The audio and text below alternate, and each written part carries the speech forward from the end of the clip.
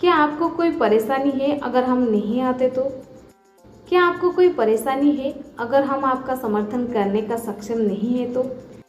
क्या आपको कोई परेशानी है अगर पैसे का इंतज़ाम नहीं हो पाते तो? गाइस, इस प्रकार के सेंटेंसेस को हम कभी ना कभी हमारे डे टू डे लाइफ में यूज़ करते हैं। इस प्रकार के सेंटेंसेस को हम इंग्लिश में कैसे कहेंगे जहाँ पर हम फ्रेज यूज़ करते हैं क्या आपको कोई परेशानी है। चलिए सबसे पहले इसकी इंग्लिश देख लेते हैं। इसे हम इंग्लिश में कहते हैं do you have any problem. Do you have any problem, क्या आपको कोई परेशानी है। Do you have any problem. चलिए इसका कंप्लीट स्ट्रक्चर देख लेते हैं। पहले आपको लिखना पड़ेगा do you have any problem, इसके बाद इफ के बाद सब्जेक्ट के बाद हेल्पिंग वर्ब के बाद आपको यूज़ कर देने वर्ब और लास्ट में ऑब्जेक्ट या फिर अदर वर्ड्स। चलिए कुछ एग्जाम्पल के मदद से इसे और भी बेहतर समझने की कोशिश करते हैं।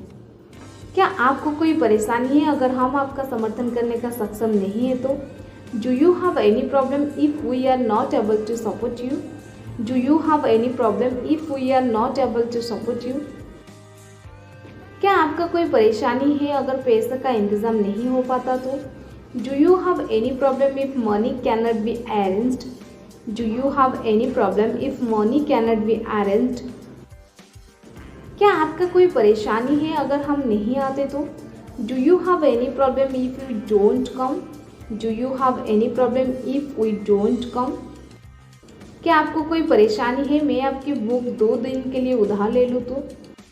Do you have any problem if I borrow your book for 2 days। Do you have any problem if I borrow your book for 2 days। क्या आपको कोई परेशानी है अगर मैं रात को देर से आता हूँ तो?